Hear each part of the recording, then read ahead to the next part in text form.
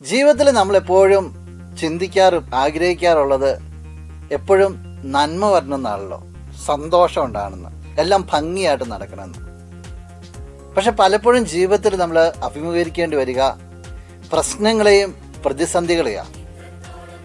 ജീവിതത്തിൽ പ്രശ്നങ്ങളും പ്രതിസന്ധികളും ഉണ്ടാകുമ്പോൾ എന്താ ചെയ്യാൻ പറ്റുക? ഒറ്റ ഉത്തരവുള്ളൂ, നിന്റെ കർത്താവിനെ കൂട്ടുപിടിക്കുക.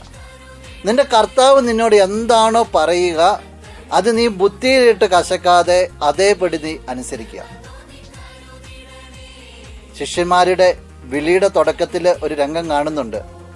പത്രോസും അന്ത്രയോസും യാക്കോബും യോഹന്നാനും എല്ലാം മീൻ കിട്ടാതെ വിഷമിച്ചിരിക്കുമ്പോൾ ഈശോ അവരോട് പറയുന്നുണ്ട്, വള്ളത്തിൻ്റെ വലതുഭാഗത്തിരിക്കുക. അവർക്കൊരു പ്രതിസന്ധി ഉണ്ടായിരുന്നു. പക്ഷെ അവർക്ക് വേണമെങ്കിൽ അതിനെ വേണ്ടി ചിന്തിക്കുക, ഇനി എന്തിനു ഇട്ടിട്ട് കാര്യം. പക്ഷെ അവരനുസരിച്ചു. മീൻ്റെ വലിയൊരു പരിപ്പാണ് കടന്നു വന്നത്. ലാസറിൻ്റെ കുഴിമാടത്തിങ്കിൽ എത്തിയപ്പോൾ ഈശോ പറയുന്നുണ്ട്, കല്ലുരുട്ടി മാറ്റുക. മർത്ത തടസ്സം പറയുന്നുണ്ട്, എങ്കിലും അവർ കല്ലുരുട്ടി മാറ്റി. ഈശോ പറഞ്ഞ വാക്ക് അനുസരിച്ചു. ലാസർ പുറത്തു വന്നു.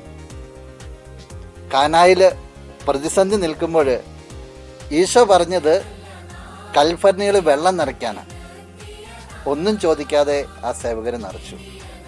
വീഞ്ഞ് രൂപപ്പെട്ടു. നിന്റെ ജീവിതത്തിൽ പ്രതിസന്ധികൾ ഉണ്ടാകുമ്പോൾ നീ തിരിയേണ്ടത് നിന്റെ കർത്താവിലേക്കാണ്. കർത്താവ് നിനക്ക് പലതും പറഞ്ഞു തരും, പലതും തോന്നിപ്പിച്ചു തരും. അതിന് നീ ബുദ്ധിയിലിട്ട് അളന്നു നോക്കാതെ നിന്റെ കർത്താവ് നിന്നോട് എന്താണോ പറയുക അത് അക്ഷരം പ്രതി അനുസരിക്കുക. പരീക്ഷിച്ച് നോക്ക്. ജീവിതത്തിൽ നിന്റെ സന്തോഷം നിലനിൽക്കും. ജീവിതത്തിൽ കാറ്റും കുളിവടിച്ചാലും ഒരിക്കലും നീ തകർന്നു പോകത്തില്ല. ആ ഒരു കൃപയ്ക്ക് വേണ്ടി പ്രാർത്ഥിക്കുകയും പ്രയത്നിക്കുകയും ചെയ്യണം. നമുക്കൊന്ന് പ്രാർത്ഥിക്കാം. കണ്ണുകളടച്ചൊന്ന് കരങ്ങൾ കൂപ്പാം. നല്ലവനായ കർത്താവേ, ഈ വ്യക്തിയെ പ്രത്യേകമായിട്ട് സമർപ്പിക്കുകയാണ്. ജീവിതത്തിലെ പ്രശ്നങ്ങളും പ്രതിസന്ധികളൊക്കെ കടന്നു വരുമ്പോൾ നീ ഉണ്ടെന്നുള്ള ബോധ്യത്തിലേക്ക് വരുവാനായിട്ടും നിന്നെ അനുസരിക്കുവാൻ, നീ എന്തൊക്കെ പറയുന്നോ അത് അളന്നു നോക്കാതെ തൂക്കി നോക്കാതെ പൂർണ്ണമായിട്ട് വിട്ടുകൊടുത്ത് അനുസരിക്കുവാനുള്ള കൃപ നൽകണമേ. ഈ ദിവസത്തിന് വേണ്ട അനുഗ്രഹങ്ങൾ നൽകണമേ. ഏതെങ്കിലും തരത്തിലുള്ള തിന്മയുടെ സാന്നിധ്യങ്ങളോ നെഗറ്റീവ് എനർജികളോ നിന്നെ പൂർണ്ണമായിട്ടും ആശ്രയിക്കുന്നതിന് തടസ്സം നിൽക്കുന്നുണ്ടെങ്കിൽ നിന്റെ നാമത്തിൽ അതല്ല ഈ വ്യക്തിയിൽ നിന്നും ചുറ്റുപാടുകളിൽ നിന്നും മാറിപ്പോകട്ടെ എന്ന് പ്രാർത്ഥിക്കുന്നു.